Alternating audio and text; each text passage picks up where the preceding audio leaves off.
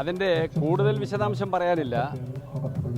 അത് ശുദ്ധ അസംബന്ധമാണ് എന്ന് സംസ്ഥാന സെക്രട്ടറി പറഞ്ഞത് തന്നെയാണ് എൻ്റെയും വെർഷൻ.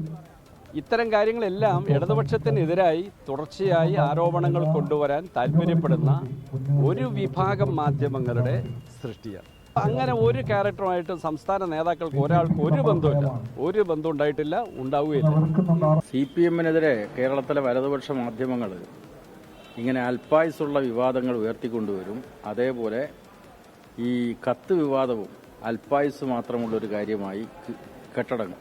ബിരിയാണി ചെമ്പിൽ സ്വർണം കടത്തിയെന്ന് അപവാദം പ്രചരിപ്പിച്ചവരാണ് കേരളത്തിലെ വലതുപക്ഷ മാധ്യമങ്ങൾ. അപ്പോൾ ആ മാധ്യമങ്ങൾ CPM വിരുദ്ധ വാർത്തകൾ ഇങ്ങനെ തുടർന്നുകൊണ്ടേയിരിക്കും, അതിനവസാനം ഉണ്ടാകും. അരുൺ പൂപ്പറമ്പ വിവരങ്ങളുമായി. അരുൺ, ഇതിൽ കണ്ണൂരിലെ CPM-ലെ വിഭാഗീയത ഇത്തരം കാര്യങ്ങളൊക്കെ പുറത്തു വരുന്നതിലുണ്ടോ എന്ന സംശയമൊക്കെ കഴിഞ്ഞ ദിവസം മുതൽ തന്നെ ഉയർന്നു വന്നതാണ്. CPM-ന്റെ നേതൃത്വം ഇന്നലെയും ഇന്നുമൊക്കെയായി ഇത് തള്ളുകയും ചെയ്യുന്നുണ്ട്. ഈ പി ജയരാജൻ വിഷയങ്ങൾ അന്വേഷിച്ചിട്ടുണ്ട് എന്നുള്ളത് ഇദ്ദേഹം പറയുന്നതാണോ? അദ്ദേഹം എന്തെങ്കിലും തെളിവുകളൊക്കെ പുറത്തുവിടാൻ തയ്യാറായിട്ടുണ്ടോ? അങ്ങനെ എന്തെങ്കിലും തെളിവുണ്ടോ?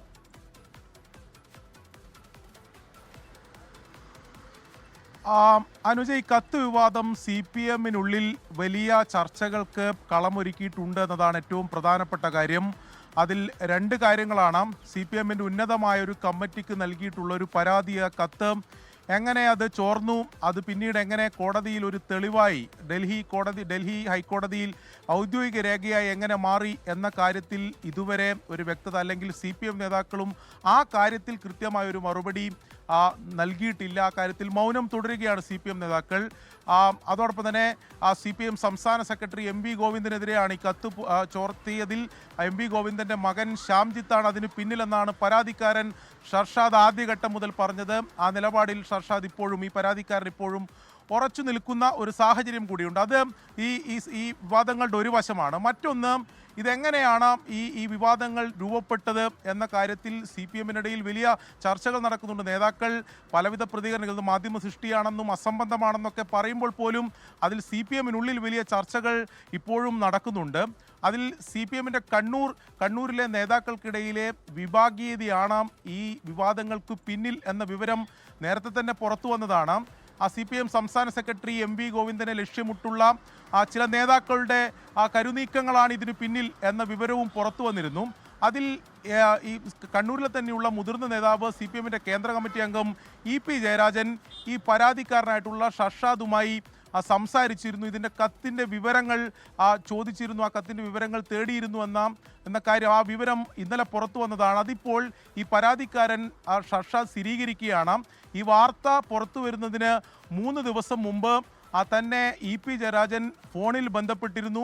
ഫോണിൽ ബന്ധപ്പെട്ട് ഈ PBക്ക് നൽകിയിട്ടുള്ള കത്തിനെ സംബന്ധിച്ച് കാര്യങ്ങൾ ചോദിച്ചിരുന്നു. അതെങ്ങനെയാണ് കോടതിയിലേക്ക് എത്തിയത് എന്നതിനെ സംബന്ധിച്ചും കാര്യങ്ങൾ ചോദിച്ചു. തനിക്കറിയാവുന്ന കാര്യങ്ങൾ, നേരത്തെ തന്നെ പുറത്തു പറഞ്ഞിട്ടുള്ള കാര്യങ്ങളൊക്കെ EP ജയരാജനുമായി അത് പങ്കുവച്ചു എന്നുകൂടി ഷർഷാദ് പറയുന്നുണ്ട്.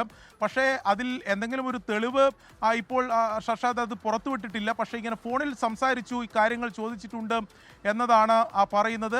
അതിനുശേഷമാണ് ഈ വാർത്തകൾ പുറത്തു വന്നത് എന്നതാണ്. രാജേഷ് കൃഷ്ണയുടെ വിശദീകരണം വന്നതിൽ അദ്ദേഹം പറയുന്നത് ഈ കത്ത് നേരത്തെ ഷർഷാദ് തന്നെ പുറത്തു വിട്ടിട്ടുള്ളതാണ് എന്നതാണല്ലോ. അതിൽ ഷർഷാദിന് എന്തെങ്കിലും മറുപടി ഉണ്ടോ? ഷർഷാദ് അത് പൂർണ്ണമായും തന്നെ കഴിഞ്ഞ ദിവസം തന്നെ നിഷേധിച്ചിരുന്നു. അതിൽ പറഞ്ഞത് സമൂഹ മാധ്യമങ്ങളിലൂടെ ഈ ഷർഷാദ് നേരത്തെ തന്നെ ഈ കത്തിൻ്റെ പകർപ്പൊക്കെ പുറത്തുവിട്ടതാണ്. ഫേസ്ബുക്കിലൂടെയും ഇൻസ്റ്റഗ്രാമിലൂടെയും ഒക്കെ ഈ കാര്യങ്ങൾ പ്രചരിപ്പിച്ചതാണ്. അത് വീണ്ടും ഒരു വിവാദമാക്കുന്നതിന് വേണ്ടി ഇത്തരത്തിൽ ഈ കത്ത് ഹൈക്കോടതിയിൽ എത്തിയെന്ന തരത്തിലുള്ള ഒരു പ്രചാരണം നടത്തുകയാണ് എന്ന് ഷർഷാദിനെതിരെ ഈ രാജേഷ് കൃഷ്ണ ഉൾപ്പെടെ ഉന്നയിച്ചിട്ടുള്ള ആരോപണങ്ങളെ ഷർഷാദ് തള്ളിക്കളയുകയാണ്. അങ്ങനെ സമൂഹ മാധ്യമങ്ങളിൽ ഒന്നും ഈ കത്ത് പങ്കുവച്ചിട്ടില്ല എന്നതാണ് ഷർഷാദ് ഇതുമായി ബന്ധപ്പെട്ട് പറയുന്നത്. എന്തായാലും ഈ വിവാദങ്ങൾക്ക് പിന്നിൽ CPM-നകത്തെ ഈ വിഭാഗീയതയുണ്ടോ, കണ്ണൂർ നേതാക്കൾക്കിടയിൽ വിഭാഗീയതയുണ്ടോ എന്ന സംശയം അത് കൂടുതൽ ബലപ്പെടുന്നതാണ്. EP ജയരാജൻ ഈ ഫോണിൽ സംസാരിച്ചു, അത് ഷർഷാദ് സ്ഥിരീകരിക്കുകയാണ്. എന്തായാലും വരും ദിവസങ്ങളിലും വലിയ ചർച്ചകൾക്ക് വിധേയമാകും. പാർട്ടി നേതാക്കൾ ഇതിൽ മറുപടി പറയേണ്ട പല വിഷയങ്ങളുമുണ്ട്. അത്തരം വിഷയങ്ങളിലേക്ക്, അതായത് ഇപ്പോൾ ഇത് മാധ്യമ സൃഷ്ടിയാണെന്ന് വിവരങ്ങൾ നൽകിയത്.